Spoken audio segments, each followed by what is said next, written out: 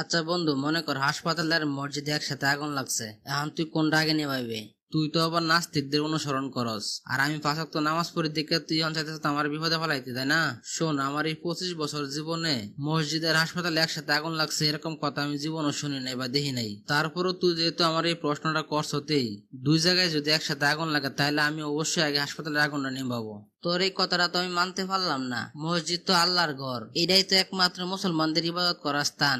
এটা তুই আগে নিভাবি না, কারণ নাকি? তুই মনে হয় একটা কথা বইলা গেছো, যারা মসজিদে নামাজ পড়তে তারা কিন্তু সবাই সুস্থ সবল। মসজিদে আগুন লাগলে তারা দূরে ফালাইবে, তা না পারলে সবাই মিলে আগুন নিভাইবো।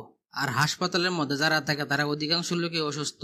ছোট ছোট বাচ্চা থাকে, বৃদ্ধ, বয়স্ক, পঙ্গু লোক থাকে, এমন কিছু লোকজনও থাকে যারা একবার চলাফেরাই করতে পারে না। এদেরকে আগে সাহায্য করা উচিত, এদেরকে বাঁচানো উচিত। ঠিক এই কারণে আমি আগে হাসপাতালে আগুন নেভাবো।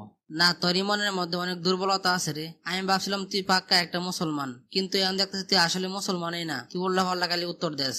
মুসলমানের ঘরে জন্ম নেওয়ার পরও নাস্তিকদেরকে অনুসরণ করস, আর জীবনে তো কোনোদিন মসজিদে যায় দেখস নাই। তবে আমি পাক্কা মুসলমান কিনা সেটা জানি না, তবে হাসপাতালের আগুনটা যে আগে নিবাইতে হইব সেই শিক্ষাটা কিন্তু আমি মসজিদে যায় শিখছি। আচ্ছা ঠিক আছে, যা, আমি তোর এই কথাটা মানিয়ে নিলাম। তোরা আমি আর একটা প্রশ্ন করে দিই, তো তুই কেমন উত্তর দিতে পারস। ইসলাম ধর্মের মধ্যে যে নারীদেরকে সঠিক সম্মান দেয় না, তাদেরকে অধিকার দেয় না, তাদের উপর নির্যাতন করে, এটার উত্তর তুই কি দিবে বল? তুই আসলে একটা মূর্খ।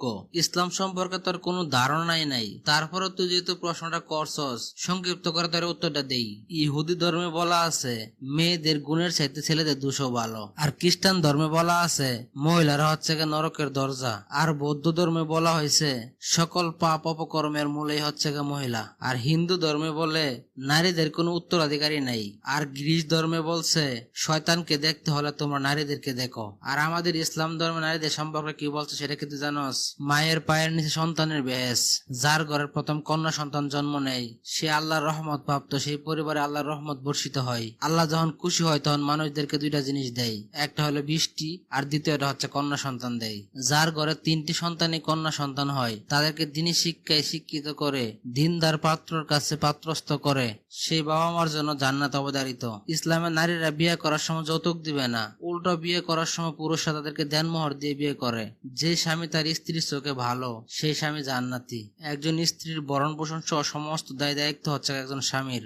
একজন কন্যা সন্তান জন্ম নেওয়ার পরে প্রথমে তার বাবা যদি না থাকে তাহলে তার বড় ভাই তার দায়িত্ব নিয়ে দেখাশোনা করবে।